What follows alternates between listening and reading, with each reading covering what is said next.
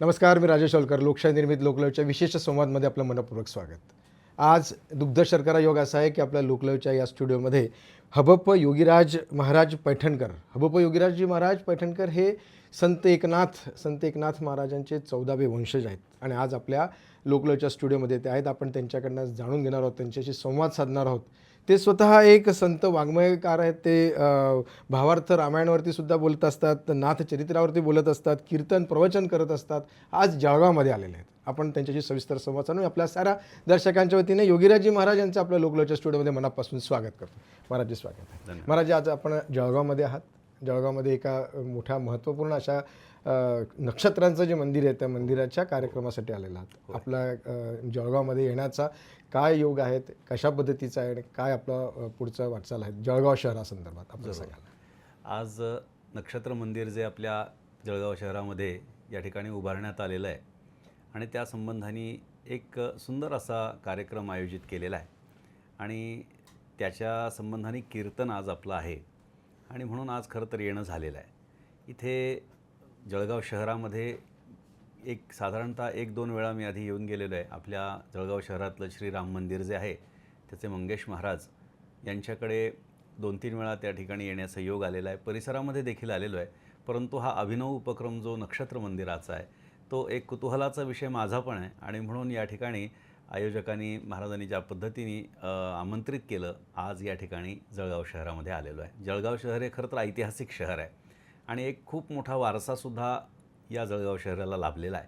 त्यामुळे जळगावमध्ये आल्यानंतर मला नेहमीच समाधान वाटतं, कारण खूप भाविक लोक या ठिकाणी आपल्याला पाहायला मिळतात. तुम्ही कीर्तनकारसुद्धा आहात, प्रवचन करत असतात, जळगावमध्ये सुद्धा आपलं कीर्तन होतं आहे.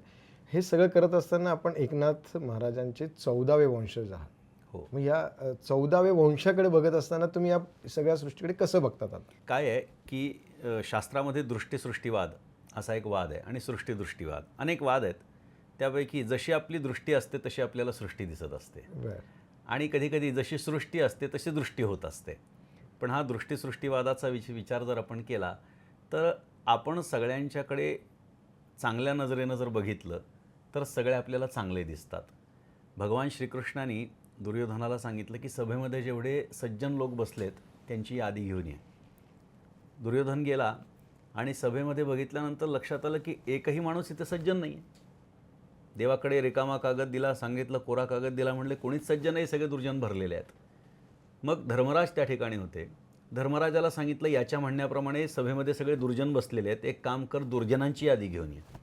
धर्मराज गेले आणि गेल्याच्या नंतर धर्मराजाने बघितलं इथं तर सगळे सज्जन बसलेले आहेत आणि कोरा कागद घेऊन आले. भगवान श्रीकृष्णाने विचारलं की तुम्ही दोघांनी पण कोरे कागद आणले? दुर्योधनाला इथे कोणी सज्जन दिसत नाही आहे, धर्मराजाला कोणी दुर्जन दिसत नाही आहे. सभा तीच आहे, पण दृष्टीचा भेद आहे की दुर्योधनाला सगळेच दुर्जन दिसत आहेत आणि धर्मराजाला सगळेच सज्जन दिसत आहेत.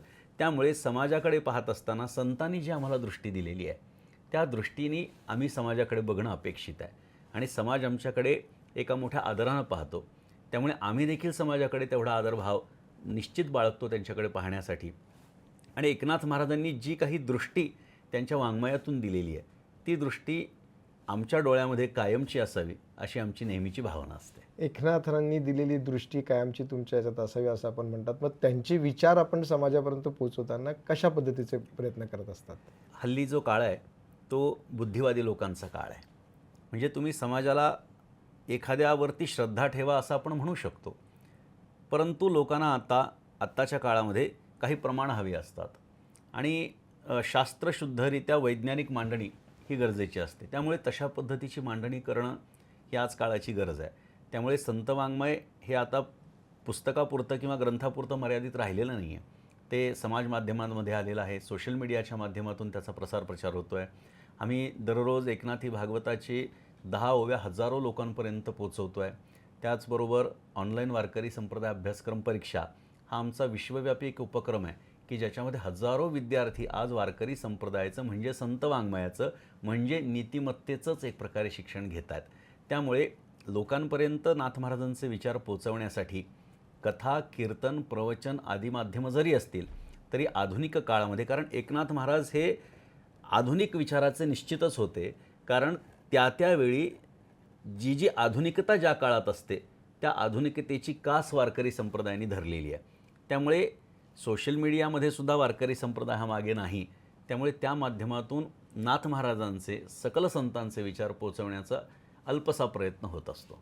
हे सगळं जे होतं ते पैठणमध्ये होतं हो, की कुठे होतं, कशा पैठण आणि पुणे हे 2 सेंटरमधून हे सगळं कार्य चालतं. किती विद्यार्थी आतापर्यंत घडले असतील? हजारो, म्हणजे त्यांची असं संख्या अशी सांगता येणार नाही, पण विदेशामध्ये सुद्धा विद्यार्थी आहेत. आणि सगळे ऑनलाईन आपल्याशी शिकत सगळे असतात. ऑनलाईन येतात आणि तिथे सगळे आपण ॲप डेव्हलप केलेले ऑनलाईन वारकरी म्हणून. नंतर www.santeknath.org ही वेबसाईट आहे, तिथे सुद्धा ॲडमिशन्स करता येतात. अशा पद्धतीने सगळ्या वयोगटातल्या लोकांना त्या ठिकाणी अध्ययन करण्याची सुविधा आपण उपलब्ध करून दिलेली आहे. ही सगळी कोणत्याही प्रकारचा भेदभाव सुद्धा त्यामध्ये नाही आहे. अच्छा, हे सगळं करत असताना एकनाथ महाराजांची मंदिरं तशी पाहिजे तशी नाहीत, हो, असं का? त्याचं कारण असं आहे की एकनाथ महाराजांची तशी बघितली तर मंदिरं भरपूर आहेत, परंतु ती लोकांच्या समोर आलेली नाही आहेत. आता आपण एकनाथ महाराजांच्या अनेक मंदिरांची यादी आपल्याकडे आहे. म्हणजे ती जर यादी आपण बघितली तर आपल्याला सुद्धा आश्चर्य वाटेल की एकनाथ महाराजांचे सुद्धा एवढे मंदिर आहेत का. किंबहुना मी असं सांगू इच्छितो की एकनाथ महाराजांची जेवढी जुनी मंदिरं आपल्याला पाहायला मिळतात तेवढी क्वचितच कुठल्या संतांची जुनी मंदिरं पाहायला मिळतील. एवढी जुनी मंदिरं एकनाथ महाराजांची आहेत. फक्त त्या काळामध्ये पादुका स्थापन करण्याची पद्धत होती, मूर्त्या नसायच्या, जास्त मूर्त्यांची स्थापना नसायची, त्यामुळे मूर्त्या आपल्याला मंदिरात दिसत नाहीत. मग त्या मूर्त्यांची आत्ताच्या आधुनिक काळामध्ये आपण त्याच्या मूर्त्यांची स्थापना करणं सुरू केलेलं आहे. अनेक ठिकाणी आम्ही स्वतः एकनाथ महाराजांच्या मूर्तीची स्थापना केली जिथे एकनाथ महाराजांची जुनी मंदिरं आहेत. पैठणमधली 2 मंदिरं ही सर्वश्रुत आहेत, पण याही व्यतिरिक्त अनेक ठिकाणी एकनाथ महाराजांची मंदिरं आहेत. फक्त ती लोकाभिमुख झालेली नाहीत, ती निश्चितच पुढच्या काळामध्ये होतील. काय प्रयत्न करतोय आपण त्याच्यासाठी? तिथे आपण एकनाथ महाराजांच्या परंपरा जिथे जिथे आहेत तिथे तिथे त्यांची मंदिरं आहेत आणि मंदिरांमध्ये एकनाथ महाराजांच्या मूर्तीची स्थापना, एकनाथ महाराजांच्या मंदिराच्या संबंधाने असणारे बोर्ड्स हे जेव्हा लोकांपर्यंत पोचतील आणि ते कार्य आणि तिथे नित्य उत्सव काही सुरू करायचे. उत्सव सुरूच आहेत, पण त्याला काहीतरी थोडक्यात उतरती कळा आल्यासारखं झाल्यामुळे थोडंसं त्याला आपण थोडं मॅग्निफाय करण्याची आज काळाची गरज आहे आणि त्यामुळे तशा पद्धतीनं लोकांपर्यंत ते पोचावायच्यासाठी आपण तिथल्या स्थानिक लोकांना प्रेरित करतो. एकनाथ महाराजांचे विचार पोहोचण्यासाठी जसे आपण प्रयत्न करतात, त्याचबरोबर आपण मगाशी असं सांगितले की जसं आपण बघू, जशी आपली दृष्टी तसं आपल्याला दिसतं किंवा जशी दृष्टी तसं आपल्याला समजतं. हो, एकीकडे जर कधी खरात प्रकरण जर आपण बघितलं तर त्याच्याकडे आपण कोणत्या दृष्टीने बघायचं? सुरुवातीला सगळ्यांनी तिकडे बाबा म्हणून प्रचंड नतमस्तक व्हापर्यंत सगळेजण गेलेत आणि आज त्याच बाबाला तेच लोक परत शिव्या देतात आणि त्याचं सगळं प्रकरण समोर आलं. त्या प्रकरणाची मी उजळणी करण्याची आवश्यकता नाही, परंतु या प्रकरणाकडे आपण कोणत्या दृष्टीने बघतात? एकनाथ महाराजांचा एक ग्रंथ आहे चिरंजीव पद. त्यामध्ये एकनाथ महाराजांनी असं सांगितलं की साधकांनी कसं जीवन जगावं आणि एखाद्या माणसाला सामान्य लोक इतक्या वर पोचवतात. नाथ महाराजांनी सांगितलं की तो त्याच्यात अडकून बसतो. मग जे जे जनवंदिती तेची त्याची निंदा करीती, परी अनुताप नोपजे चित्ती ममता निश्चिती पूजकांची. नाना मृदुआसने घालिती विचित्र पर्यंक निद्रेप्रती, नर नारी शुश्रूषा करीती तेणे तो धरी प्रीती स्पर्श गोडी. रूपविषय ऐसा गोवी वस्त्रे भूषणे देती बरवी, तेणे सौंदर्य करी जीवी देहभावी श्लाघ्यता. म्हणजे खूप मोठं प्रकरण आहे, 42 ओव्यांचं प्रकरण आहे, पण त्याच्यामध्ये एखादा साधक कसा अडकत जातो. त्याला जेव्हा लोकांचा मोठेपणा प्राप्त होतो, मोठ्या आसनावरती बसवतात, चांगलं वस्त्र त्यांना दान करतात, पैसा दान करतात आणि मग त्यांना पूजेची सवय लागते आणि तो सत्संग सोडून देतो आणि शिष्यांची ममता धरून राहतो. मग काय होतं, तो जेव्हा अशा काही गोष्टीमध्ये अडकतो तेव्हा मात्र तीच माणसं त्यांना नावं ठेवायला लागतात. आज आपण पाहतोय, आपण जे नाव घेतलं हे असंच प्रकरण आपल्याला पाहायला मिळते. मुळामध्ये श्रद्धा आणि अंधश्रद्धा या 2 गोष्टीमध्ये फारकत करणं गरजेचं आहे. पण गंमत अशी आहे की बरीचशी मंडळी श्रद्धेलाच अंधश्रद्धा म्हणू लागलेली आहेत. श्रद्धा हा वेगळा भाग आहे आणि अंधश्रद्धा हा वेगळा भाग. खरं तर अंधश्रद्धा हा शब्दच चुकीचा आहे. श्रद्धा हाच भाव सर्वात महत्त्वाचा सांगितलेला आहे, परंतु आपण ज्याच्या चरणापाशी जात आहोत त्याचं आचरण सर्वप्रथम पाहणं गरजेचं आहे. म्हणजे एखाद्याला सद्गुरू मानण्यासाठी त्याची काय अवस्था अपेक्षित आहे, तर शास्त्रांनी असं सांगितले आहे, तो श्रोत्री असावा, तो ब्रह्मनिष्ठ असावा आणि तो कृपाळू असावा. म्हणजे शास्त्राचं ज्ञान त्याला असावं आणि ब्रह्मनिष्ठता म्हणजे ब्रह्मभावावरती तो आरूढ झालेला असावा आणि तिसरी गोष्ट ज्या भावावरती तो आरूढ झालेला आहे त्या भावाला इतरांना प्रदान करण्याची त्याची इच्छा असावी, म्हणजे कृपाळुता असावी. या 3 गुणांनी जो युक्त आहे तो सद्गुरू होण्याच्या पात्रतेचा आहे. एकनाथ महाराजांची एक भागवतातली ओवी आहे, मंत्र तंत्र उपदेशिते घरोघरी गुरु आहेत ऐते, जो शिष्याते मिळवी सद्वस्तू ते श्रीकृष्ण त्याते सद्गुरू माने. म्हणजे मंत्रतंत्राचा उपदेश करून की अमुक एक मंत्र केल्यानंतर अमुक एक गोष्ट होणार, तमुक एक मंत्र केलं तर तमुक एक गोष्ट होणार, असं सांगणारे घरोघरी लोक आहेत. पण ते सद्गुरू ह्या पात्रतेचे नाहीत. सद्गुरू कोण आहे? एकनाथ महाराज म्हणतात भगवान श्रीकृष्ण कोणाला सद्गुरू मानतात? जो आपल्या शिष्याला सद्वस्तू म्हणजे परमात्म्यापर्यंत पोचवतो त्याला सद्गुरू मानतात. हल्ली काय झालं आहे की एखाद्याला काही जादूटोणा येत असेल किंवा एखाद्याकडे काही चमत्कार हा प्रकार आहे अस्तित्वात, पण त्या चमत्काराला काही मर्यादा आहे. त्याच्यासाठी जर अनुष्ठान जर का होत नसेल तर निश्चितपणे ते चमत्कार कुठेतरी बाजूला जातात आणि उघड्यावरती येण्याची परिस्थिती येते. हा एक नाव आपण सांगितलं, पण समाजामध्ये असे अनेक भोंदू बाबा आहेत की जे या माध्यमातून चुकीच्या गोष्टी लोकांकडून करून घेत आहेत, ज्या गोष्टीनं इतरांचं नुकसान होणार नाही मात्र स्वतःला काही चांगला लाभ होत असेल तर निश्चितपणे आपण एखाद्या मंत्राचा जप करावा. कारण जप जे आहेत किंवा अनुष्ठानं जे आहेत ते आत्मकल्याणार्थ आहेत. मात्र आत्मकल्याण साधत असताना विरोधकांचा नायनाट व्हावा ही भूमिका कुठेतरी कोत्या मनाची आपल्याला पाहायला मिळते. आणि अशा गोष्टींना जेव्हा वाव मिळतो तेव्हा अशी सगळी माणसं अशा विचारांची अशा ठिकाणी अशा बाबांकडे अशा भोंदू लोकांकडे एकत्रित येतात आणि मग त्यांची जी क्रिया चालू असते त्यानं एक प्रकारे धर्मच बदनाम होतो. त्यामुळे या सगळ्या गोष्टींकडे पाहत असताना तटस्थ भूमिका खूप महत्त्वाची आहे. मी नेहमी सांगतो की संत महात्म्यांनी अंधश्रद्धेवरती कोरडे ओढलेले आहेत. आपण संतांचं वाङ्मय वाचा, आपण एकनाथ महाराजांची गाथा वाचा. एकनाथ महाराजांच्या गाथेमध्ये असे अनेक अभंग आपल्याला पाहायला मिळतील की ज्यामध्ये एकनाथ महाराजांनी अशा कोणत्याही गोष्टींच्या नादी न लागता केवळ परमात्म्याचं नामस्मरण आणि त्यांची भक्ती करावी अशी भूमिका मांडलेली आहे. त्यामुळे संत वाङ्मयापासून समाज जेवढा दूर जाणार आहे तेवढा अशा लोकांच्या नादी जास्त लागणार आहे. त्यामुळे अशा लोकांचं जर फाऊ द्यायचं नसेल तर आपण संत वाङ्मयाची कास धरली पाहिजे. अच्छा, संत वाङ्मयाची कास धरणे म्हणजे त्याचं रोज आचरण करणे, ते वाचन करणे, ते आत्मसात करणे असंच म्हणतात की त्याला अजून काय करावं? पारायण, दररोज पारायण होणं गरजेचं आहे. त्यानंतर चिंतन होणं गरजेचं आहे. सत्संग घडणं गरजेचं आहे. एखाद्या ठिकाणी आपण कीर्तन प्रवचन चालू असतं, पण बुद्धिवादी माणसांना असं वाटतं की हे सगळे भोळ्या लोकांचं काम आहे, पण असं नाही आहे. आपण येऊन पहा, आज कीर्तनकार जर आपण बघितलं तर अत्यंत विद्वत्तापूर्ण मांडणी करताना आपल्याला पाहायला मिळतात.